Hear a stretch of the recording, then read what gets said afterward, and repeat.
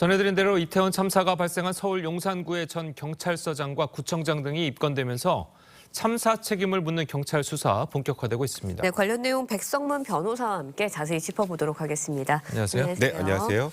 자, 앞서 전해드린 대로 이제 용산에 이제 전 경찰서장, 구청장, 소방서장 자 6명이 입건이 됐는데 업무상 과실치사상 혐의, 과실치사상 혐의거든요. 네. 자, 이게 어떤 혐의입니까? 일단 이번 용산 참사로 인해서 사망한 분들도 있고요. 또 네. 다치신 분들도 있죠. 그러니까 사망한 분들과 다치신 분들에 대해서 직접적으로 법적 책임을 질 가능성이 있는 사람들을 일단 6명으로 추린 겁니다. 예. 이렇게 보시면 돼요. 그러니까 입건이라는 게 혐의가 확정됐다는 뜻은 아니고 이 안타까운 사고의 그러니까 원인을 제공했거나 이에 대해서 법적 책임, 과실이 있어서 사망과 다친 것에 대한 책임을 져야 될 수도 있다라고 판단하는 사람 6명을 고른 건데 지금 말씀하셨던 것처럼 이임재 용산 예. 경찰서장, 유미진 경찰청 상황관리관, 그리고 박희영 구청장, 최성범 용산 소방서장, 그리고 용산서 정보과 과장, 정보과 계장이 6명을 현재 이번 사고에 직접적인 법적 책임이 있을 가능성이 있는 사람들로 일단 특정을 했다. 이렇게 보시면 될 것 같습니다. 예. 네, 이임재 전 용산 경찰서장 또 류미진 총경에게는 네 사람에게 다뤄졌던 것보다 달리 네. 직무유기 혐의가 더 추가가 됐거든요. 일단 직무유기 혐의가 뭐냐면요. 쉽게 말해서 무언가 일이 발생했는데 공무원으로서 해야 할 일을 안 한 겁니다. 아무것도 하지 않은 것. 그러니까 어떤 조치를 했는데 그게 적절하지 않았다는 것 가지고는 비판은 가할 수 있지만 법적 책임 묻기는 어렵거든요. 예. 근데 왜 이 두 분들한테만 직무유기 혐의가 일단은 네. 적용이 됐냐면 이인재 당시의 용산 경찰서장 같은 경우 11시 15분까지 사실상 아무것도 안 했죠. 뭐 보고도 안 하고 그러니까요. 뭐 보고 받는 것도 없었고. 그러니까 말 그대로 이번 사고가 발생했을 때 본인이 해야 할 일을 전혀 하지 않았다라는 겁니다. 그러니까 이제 직무유기 혐의가 일단은 지금 네. 경찰이 수사를 하는 것이고요. 그다음에 유미진 총경 같은 경우 원래 112 상황실에 있었어야 될 시간에 있지 않았죠. 그러다 보니까 뭐 사실 상부에 대한 보고도 사고 발생이고 한참 지나서 이러지 않았습니까? 그러니까 이것도 역시 해야 할 것을 하지 안 했던 것이기 때문에 이 2명에게는 나머지 4명과 달리 네. 직무유기 혐의도 함께 조사 대상에 포함이 된 겁니다. 예, 그리고 이제 뭐 이임재 전 용산 서장, 네. 자 이분 같은 경우에는 그 보고서를 네. 국회에 제출한 보고서를 허위로 제출한 그런 내용도 있잖아요. 사실 이 부분은 또 허위공문서 작성죄, 물론 이거는 작성한 사람이 처벌을 받겠지만 네. 이것도 분명히 문제가 있는 게요.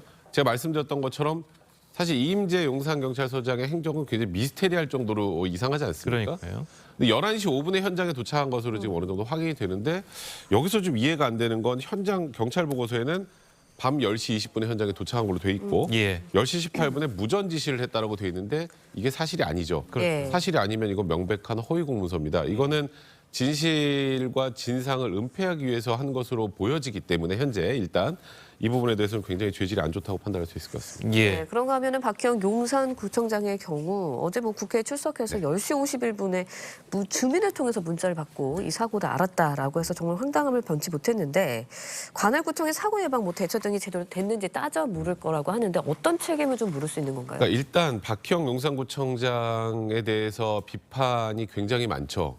그것과 이제 법적 책임을 좀 나눠서 봐야 된다고 저는 개인적으로 생각은 하는데 네. 아직까지 제가 말씀드렸던 것처럼 입건 상태이기 때문에 처벌을 받는다는 건 아닙니다. 그 이유가 이번 할로윈 축제는 어쨌건 자발적으로 사람들이 모인 것이기 때문에 여기에 대해서 지자체의 최대한의 법적 책임을 어디까지 물을 수 있는지를 어찌 보면 이번 사건을 통해서 확인할 수 있을 것 같아요.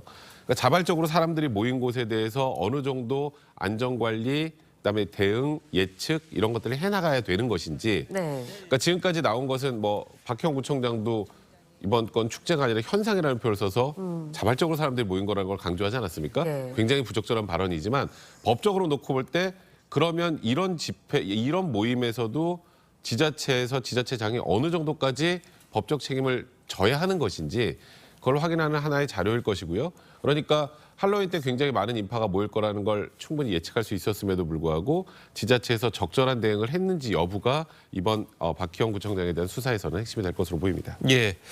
자, 그리고 한 가지 네. 이제 일반 시민들이 좀 의아해할 부분이 있는데 바로 이제 최성범 용산 네. 소방서장인 부분이에요. 아, 소방관들 같은 경우에는 현장에서 굉장히 애를 써가지고 네. 일반 시민들도 굉장히 추앙하고 이제 박수를 보내고 있었는데 네. 갑자기 소방서장이 입건이 됐거든요. 그러니까 일단 저도 이 부분에 대해서는 좀 더 깊이 들여다봐야 예. 될 것 같습니다만 예. 경찰과 소방관의 긴밀한 공조나 이런 부분들에 대해서 문제가 있었다라고 판단을 한 것 같습니다. 일단 예. 경찰 특수본에서는. 그리고 119 신고에 대해서 또 소방서에서 처리하는 과정에서 뭔가 잘못이 있다고 판단한 것 같고요. 그러니까 저도 이 당일날 기억이 나는 건 최성범 소방서장이 손을 이렇게 떨면서 그렇죠. 언론과 브리핑하는 예. 걸 보고 경찰서장은 어디 갔지? 저는 이 생각만 맨 처음에 했었는데 근데 일단은 그럼에도 불구하고 이번 참사에 어느 정도의 원인이 됐다고 일단 경찰 측에서는 보고 있는 것 같고요. 이건 아직 뭐 확정된 혐의는 아니고 말씀드렸던 것처럼 그런 대응들의 문제가 있었는지 여부를 좀 더 확인해 보겠다는 취지라고 보시면 될 것 같습니다. 네, 어제 국회에 출석한 윤희근 경찰청장 특수본의 수사 내용을 언급을 했다가 논란이 일기도 했습니다. 해명까지 내놨었는데 목소리 직접 듣고 이야기 이어가겠습니다. 지금 특별수사본부에서는 용산서장 집무실이나 핸드폰 등에 대해서도 압수수색을 실시를 했습니까?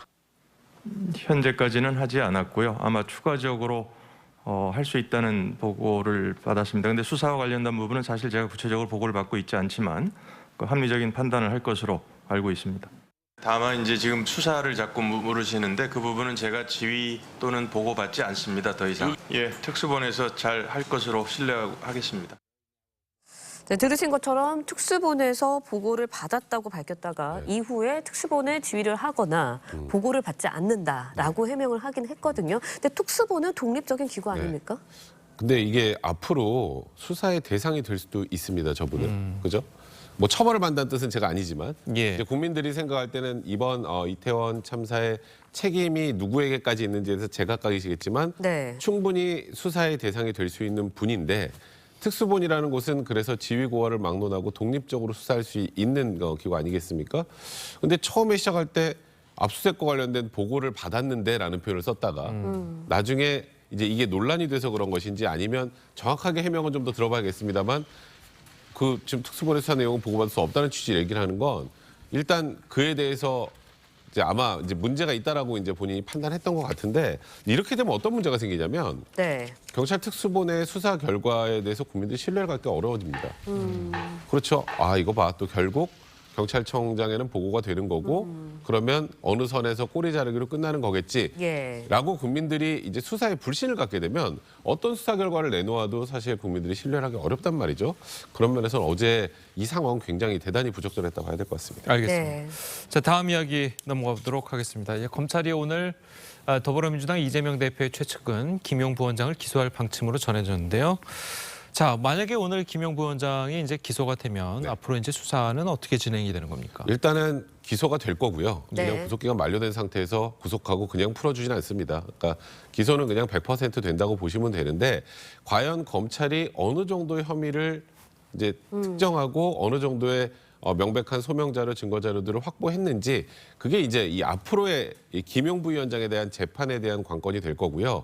그리고 문제는 김용 부위원장에서 끝이 아니라 그다음에 일단 정진상 실장이나 또 지금 이재명 대표에게도 사실 수사가 진행될 수밖에 없는 구조입니다. 왜냐하면 김용 부위원장이 받고 있는 혐의가 저번 대선 자금이잖아요. 네. 대선 자금이면 일단 대선 자금 전반에 대한 관리나 이런 것에 직간접적으로 영향력이 있는 정진상 실장이나 그리고 어쨌건 본인의 선거에 돈이 지금 투입이 됐다고 지금 검찰이 바라보고 있는 상황 아니겠습니까? 이재명 대표 입장에서는.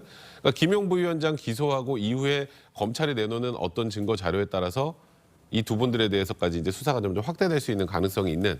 근데 검찰은 이에 대해서는 현재까지는 굉장히 자신하고 있는 분위기인 것 같습니다. 네, 검찰이 자신하고 있다고 말씀을 해주셨는데 일단은 김 부원장 측에서는 검찰이 물증 없는 수사를 하고 네. 있다라고 비판을 계속해서 하고 네. 있었거든요.